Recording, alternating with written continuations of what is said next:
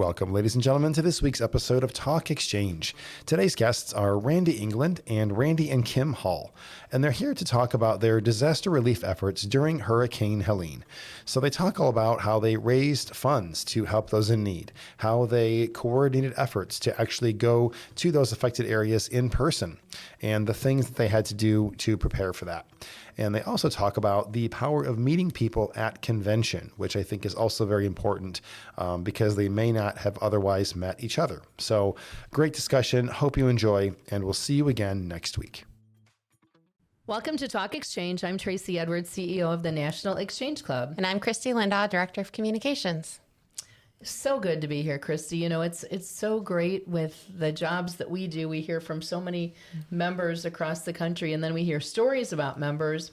I knew about this story because I spoke directly to Randy England. He called me one day and told me what he was doing, and I was blown away, and we keep hearing more and more about it, and it's just awesome. Mm-hmm. Randy's a great guy. Definitely. I'm excited for our listeners to meet him. I am too. Mm-hmm. And we're also joined by Randy and Kim Hall, equally as awesome members. Long history with Kim and her family in Exchange and Randy. So great that they all collaborated here. So welcome Randy and Kim Hall from North Carolina and Randy England from Tennessee. Great to have you all here. Welcome. Thank you so much. Well, first, why don't you tell us, Randy and Kim, why don't you tell us a little bit about your Exchange journey first before we get into your story? I guess I'll start it off. My dad was in Exchange for many years, back when it was just a men's club. Mm-hmm. And he tried to get my brothers involved, but they never really caught on. And so when there was a club that chartered in Garner, North Carolina, I was the only one there that knew anything about Exchange or heard of Exchange. Wow. So I was actually the charter president of that one. Awesome. Then me and Randy, we were married, so he, came along with me and joined Exchange from that point. So we've been in Exchange ever since, been to every national convention since. Yes, indeed. Wonderful. Thank you. I think it's 33 or 34 conventions. Wow. Yep. That's a bunch. So you plan your whole family vacation around it. I know we've met your family. It's been really fun. Thank you. And Randy England, tell us about your journey with Exchange. Well, about 20, sorry, I'm having to make sure my students are okay. About 27 years ago, my next door neighbor, her name was Ann Boyd, she pulled up my driveway one day and she's telling me all about Exchange. And she said, I think you'd be a good fit. And I said, I never heard of it. And so she said, how about you go to a meeting? And so I did. And I thought, man, this is something that I can get involved with. And I guess I was in Exchange for about maybe a year and went to the Tennessee convention. And that's where I met Nancy Brett. And Nancy Brett at the time was, I think, the president of the Tennessee district. I believe I'm right. And she said, we've got an upcoming convention coming up, a national convention in Alabama. I believe it was in Birmingham. And she said, I would like for you to go. And that was my very first convention. Now, however many years ago that's been. And I remember going to Birmingham. And I don't think at that time we had an auction. I can't remember. But we had awards where the Spirit Award, who had the most spirit. And our Tennessee group, we had the spirit. Oh, awesome. And we got into a little bit of trouble, that kind of thing. So, I mean, that happens. They didn't know I was an auctioneer. And so whenever they said who could be the loudest, I went to the car and got all my PA equipment. And we set it up on the table. Oh, my gosh. And we were the loudest, trust me. And we got in a little bit of trouble. So anyway, but we won. So there you go. Awesome. Well, much appreciation to all of you for making Exchange part of your lives. And I know you live it too.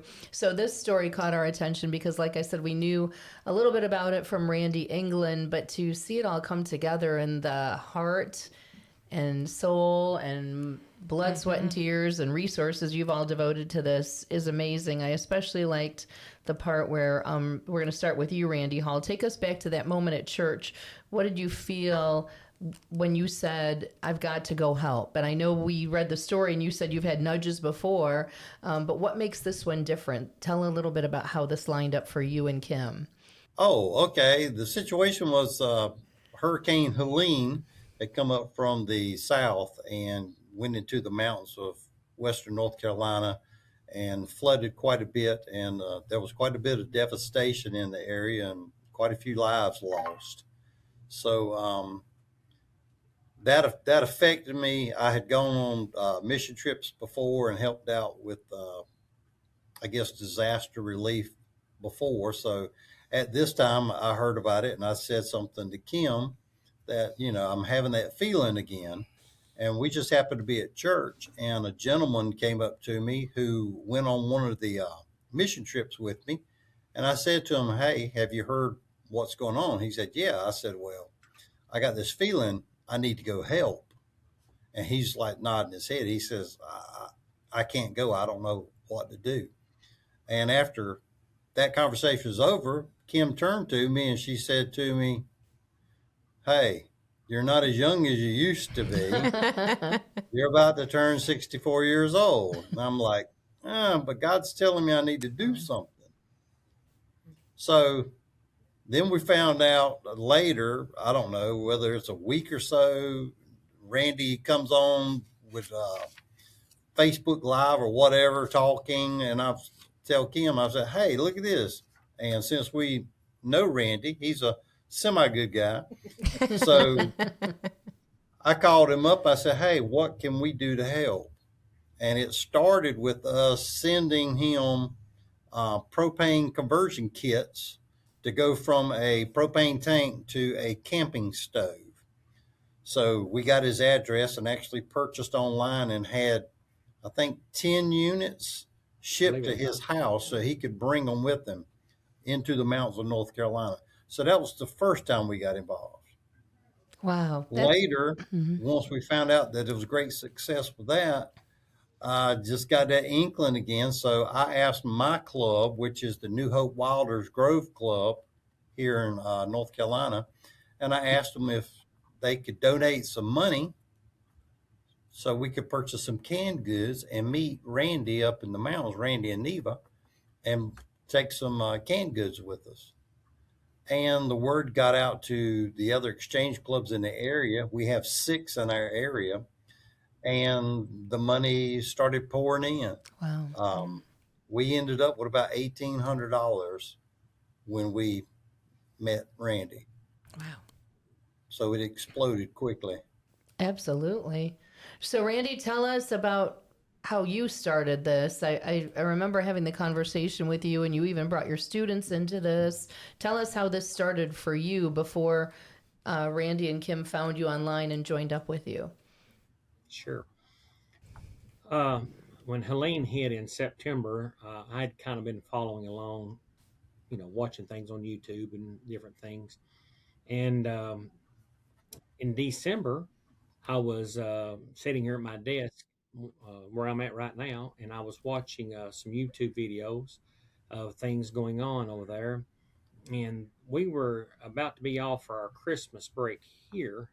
And right a day or two before that, or a week before Christmas, I can't remember the exact date, I was watching where a guy named John Ward, he is called the Appalachian Man, was he had put together a Christmas party for all of the people and their kids at the parking lot of the in Maggie Valley at the old Ghost Town in the Sky amusement park, which has not been in service for many years.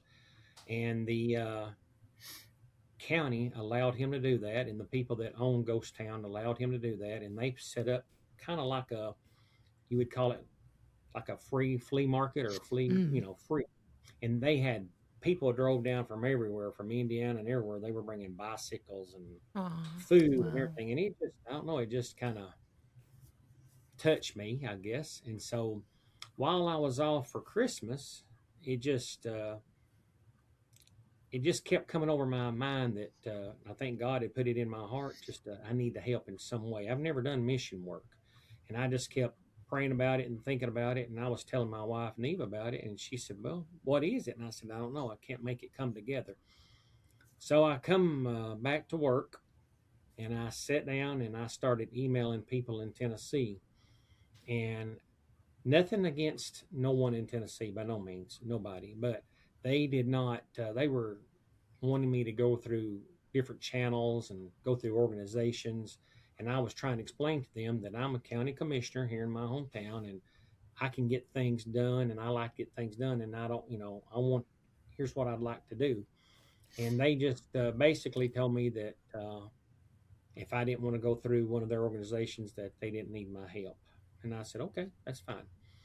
And so, with that being said, I got John Ward's email, and I emailed him and I told him who I was, and I said, you don't know me from no one, but I said, here's who I am and here's what I would like to do.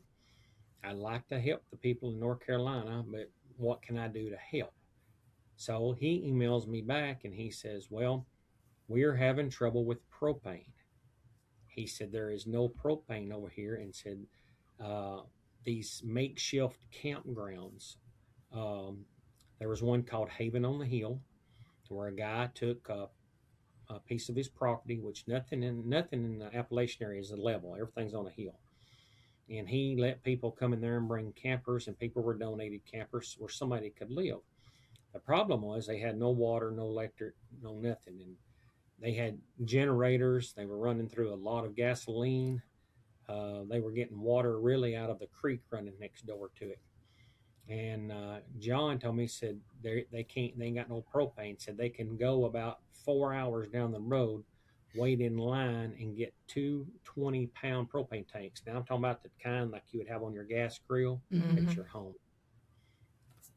So I told him, I said, let me see what I can do. And I got off the phone and I told my wife, I said, I'm going to take propane over there. So I started researching and finding out that, in Tennessee, you can only transport so much propane without getting into trouble. And so I thought, well, how are we going to get around that?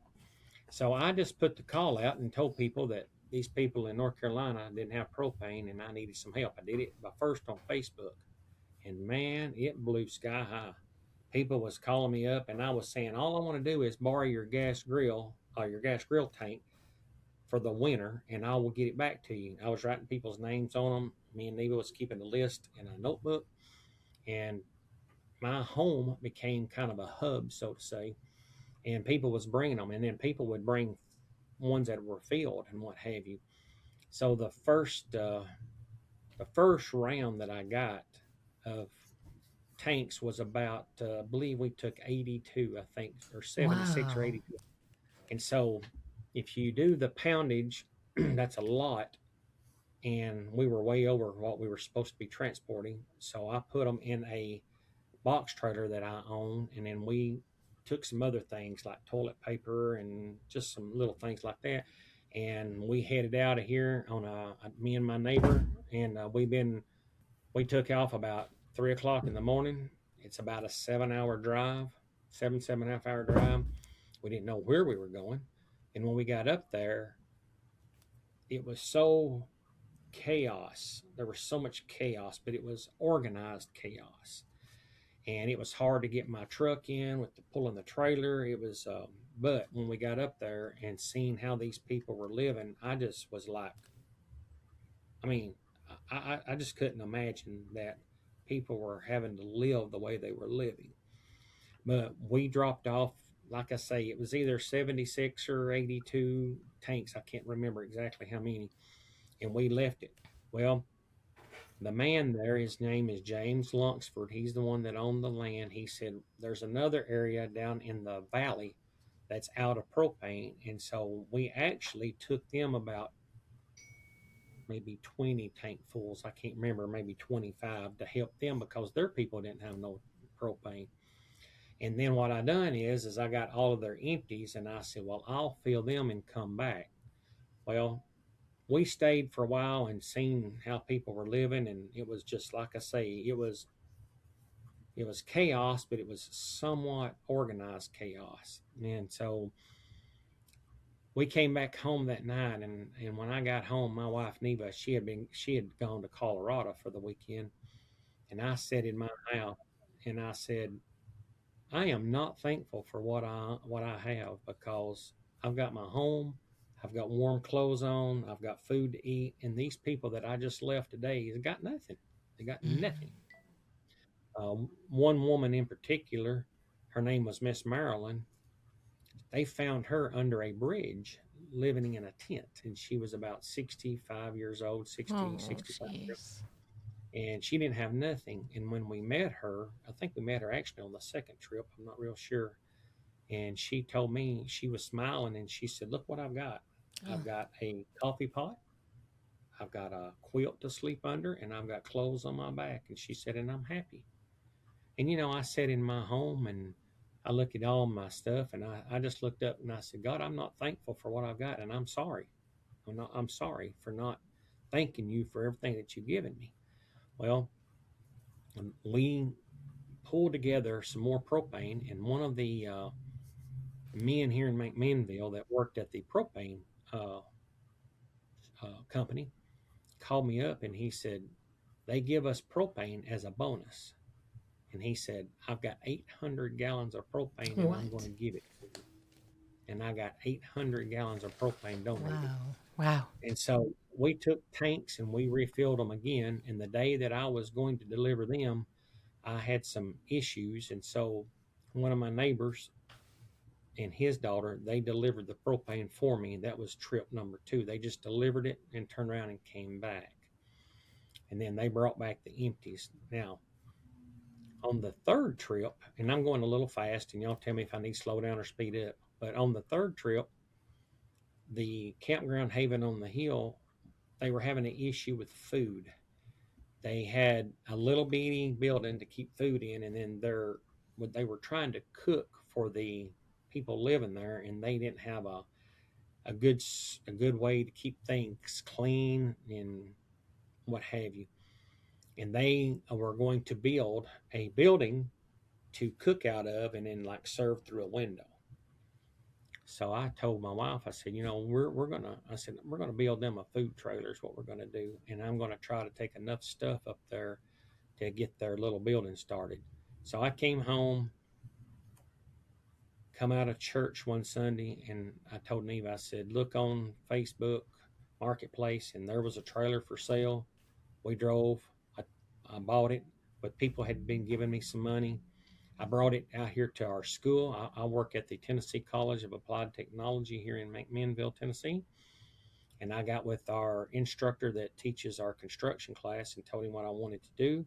They built shelves in it. I got with our electricity class, and they put electric in it so we could like plug it in and have some lights and that kind of thing. And then we turned around and we packed that trailer full of cans, but the number 10 cans like restaurants use. We got that. We got our church involved, neighbors involved. Like Randy and Kim said, they sent propane adapters. I took a team at that time. I took a team of people, and I believe that's when Randy and Kim. No, uh, y'all was involved at that point, wasn't you? I believe y'all come with us then, and we uh, we packed everything we could, and they came and brought a load of stuff. Their car was so loaded. I don't see how they didn't bust a tire. But anyway, they had that, and then I took 3 trailerfuls, and we also took propane cook stoves, a stainless steel table, an on-demand hot water heater, Wow. all the utensils that they would need to cook with, and I'm sure I'm forgetting something else. And we went and we delivered that morning at the Haven on the Hill, and then we cooked breakfast for them. I carried a grill, a big 4-foot grill, and we cooked pancakes and sausage. And it was raining. It was raining straight down, Oh man. and so we were hoping to do it like under some tents, but we had to do it in one of the trailers. And we just leveled it up the best we could. We mixed the mix up. We poured it out. We put the plates together. I think the ladies, and Kim might want to comment on this, but because my wife's not here, but the ladies went to each camper to make sure everybody had some food. And then we fixed additional plates that they sent to another campground down the road. And I believe, and Kim and Randy can help me, but it seemed like we fed maybe close to 180, maybe 100, I can't remember, pancakes and sausage. And it worked out good. Well, we hurriedly got that done because we went back. John Ward had set up another free day for people to come down at Maggie Valley at Ghost Town in the Sky parking lot. And we all went down there, and it was raining, it was cold, and we set up along with other people, and we gave away clothes, food, some toys, basketballs, footballs, Bibles,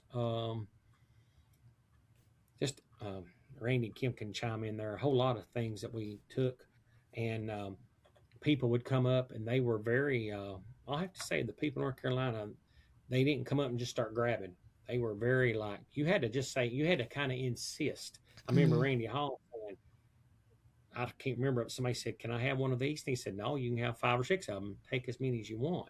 Yeah, Randy, that's what got me the most was how humble the people were. They didn't have anything, and they come up and they want to take one little fruit cup, Oh one my little pudding gosh. cup, and we Wow. had hundreds and hundreds of all kinds of food snacks and everything. And I told them, get a bag, and I just started taking like a box of pudding cups and just putting them in their bag. I was like, Hmm. take it. This Mhm. we came for you, so don't hold back. But there No. was, We want you to use this stuff. Yes. yep, just about everybody that came up, they were very timid. I almost felt like they was kind of Mm. suspect of what was going on.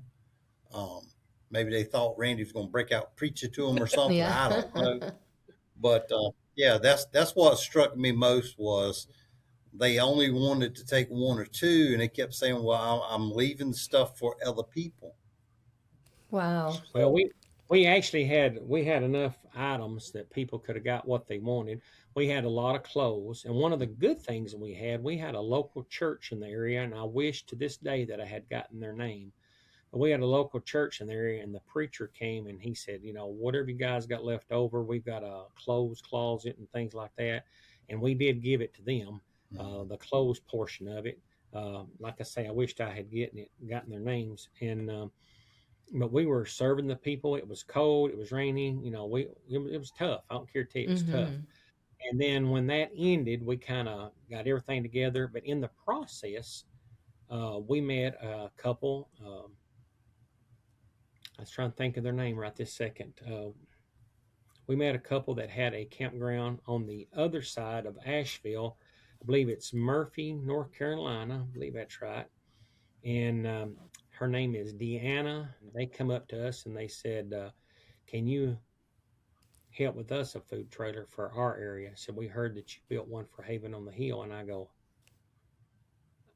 I'm out of money. We're out of time. It takes a lot of work. And Ronnie, his name's Ronnie. Just come to me, Ronnie Deanna Sisk. There it did. Just come to me, mhm. and I said, you know, I'll see what I can do, but I ain't making no promises. So we exchanged some phone numbers, and then we left that afternoon, and myself and my wife and Randy and Kim and the others that was with us, they were from our church. We went to a local hotel, and I want to say this: the hotels in the areas, they treated us very good. They gave us discounted rates. We didn't pay. To me, I thought we paid a fair price for our rooms, and they was very good to us. The one of the county commissioners over there, him and John Ward, we all met and went to dinner that night at a really good restaurant that night. I'm not sure what town we were in at that point. I think we were in Maggie Valley then. And we went and had a good, and we just had some good conversation about things that's going to happen in the future. Well, on Sunday morning, we all left thinking this was the end as far as us helping. And I actually told Randy and Kim, I'll see you guys at the national convention. So when we come home, I told my wife, I said, that other couple was wanting a food trailer, and I said they don't have no trouble getting the food. The problem is they didn't have nowhere to store it, and they didn't have um, no refrigeration or no nothing like that. But they could get the food. I think they had a deal with Publix in their area is what they had. And I said, and all I've got is about I think at that time I had two about $2,100 left. Is all I had. Randy, let me interrupt you right quick. Before we broke up that Sunday, we met in the, I guess, the little lobby food area at the hotel. And we sat there and we talked about what happened. And he was telling us that the other people, Ronnie and Deanna, wanted a food trailer as well. Well, then people pulled out their phones and started searching on Marketplace or whatever. And somebody found another trailer. And we all looked at Randy, and Randy's going like, I don't know if I got enough money. Well, what Randy didn't know was that Kim and I still had resources. So when we broke up that evening and went back to our room, I was sitting there, I was going like, we got like $800 left over because we could not spend all that money and transport it in our car. No way. So we still had about $800. So that morning, while we were sitting there eating breakfast with Randy and the other couples, I looked at Kim. Kim's kind of nodding at me. Yeah, that's fine. So I asked Randy to step out to the lobby because I try to do things behind the scenes. So I didn't want everybody, all the public in there to know. So I thought he was going to whip me. Yeah. So I got him out in the lobby, and we wrote him a check for the $800 to go towards the second trailer, with the condition that he put some kind of a little sign on or something saying from the Exchange Clubs of Wake County, North Carolina, just so they would know that we were thinking about them and we had come to help them. So then Randy proceeded onward with his second trailer build. That's amazing. Let's go to Kim for a minute. We haven't heard what Kim thinks about all this. I want to hear about what Kim, when from the time you first heard Randy say, I need to go help, and then clearly you got involved and joined him. Tell us about your experience and what you thought throughout. Well, he like he said, he's been on several mission trips. He was actually in Honduras on 9/11 when the towers came down. Wow. So trying to figure out how to get him back here and all that when no planes were flying and that. So that kind of brings back memories. But yeah, he wanted to first start out with the regulators. I thought, okay, that's good. We can do that. But then when he started with we're going to go help and we're going to take food, and I'm starting to calculate the weight of the cans of food and what'll fit in there. But people were bringing blankets they had made, crocheted hats and things. We had lots of items that we were just trying to Tetris it, kind of fit it in the car kind of thing. So, but it was good to go help. Saw a lot of people in need. Oh, I'm sure. Yeah. Let me interject real quick, Tracy. Sure. We drove up that Friday. We took the Friday off to meet Randy, and that Friday just happened to be Valentine's Day. So for Valentine's, I took my wife to the mountains on a mission trip. Wow. So that's how we spent Valentine's. That's a beautiful story. That's amazing. I appreciate you sharing it. I know there's so much more to this, so we're going to tell people where they can go to learn more, but just the impact you had, and this showcases the power of exchange, Absolutely. Right? Exchange brought you all together, North Carolina, Tennessee, working on this together, going to help people. It really showcases our motto of unity for service and really our mission of inspiring communities. Yeah. Right, Christy? And if you think back to where this conversation started, they met at the convention. Exactly. Yes. Wow. People need to get to Omaha. You're right. The power of exchange. That's right. Well, I know there's so much more to this. Let's close this, wrap it with a nice little bow, Randy, and we'll tell people where to go to learn more, and we'll keep in touch. We'll need to have you back again. Sure. I'll wrap mine up real fast and let you finish. I was going to tell you, you was talking about meeting. I met Randy and Kim at the national convention, and really we hit it off, and now we look forward to seeing each other every year. But Randy and Kim about 2 years ago was coming through Tennessee, and they stayed with me and Neva one night and took her to some local places and things like that, and showed them how Tennessee people live, and and then we're going to hopefully get to go to their house. Their daughter's getting married, and we're hoping to plan some trips Yes. over there. And Aw. so we've met each other, and just like in Omaha, I told Neva the other night, I said, when we go to Omaha, we'll be going out with Randy and Kim. It ain't no question of who you're going with; it's who we know we're going out with them, and Uh, they know that as well. But we hope people will come. I've been mm-hmm. fortunate that I've been asked to come all these years and be your auctioneer, and we've raised hundreds of thousands of Oh, dollars yeah. for the National Prevention of Child Abuse, and it seems every year when I think, and Tracy knows this, when I think that I don't think that we're going to make it this year because times are hard or because I don't want to say the C word, but just different things, and I think we're not going to make it, and we do. And we We beat do. last year's record, and it Mm-hmm. just amazes me. So, I'm looking forward to coming to Omaha. So, I'll let you guys in it, and God bless all of you, and I can't wait to see you in about a month. Well, we I can't gotta wait. tell and you, thank Randy, you are an integral part of our convention. Absolutely. Year after year. Absolutely. And Kim and Randy too at Time Out Teddy Absolutely. coming along. So, Oh, yeah. yeah. Closing thoughts, Kim and Randy, please, before we see you all in Omaha. My closing thought is yes. Randy has lured me into spending a Yeah. lot of money Yes. at the convention. Good. But yeah, it's always great. We've made friends with people from all around the nation, and they just happen to be the most special ones that we've met, and it's kind of become a Tennessee family. They semi adopted our daughter Brandy, Yes. and Randy's been trying to lure her to Tennessee to go to work. Uh-oh. She's happy in North Carolina, Good. but we have a great time with them. Yeah, that's so great. We love Brandy. Can't wait to see her as well. And Kim, my gosh, this started with your dad being a member. Right. My God, what a legacy. What a family Yeah. legacy, right? Thank you all so much. Oh my gosh. Mhm.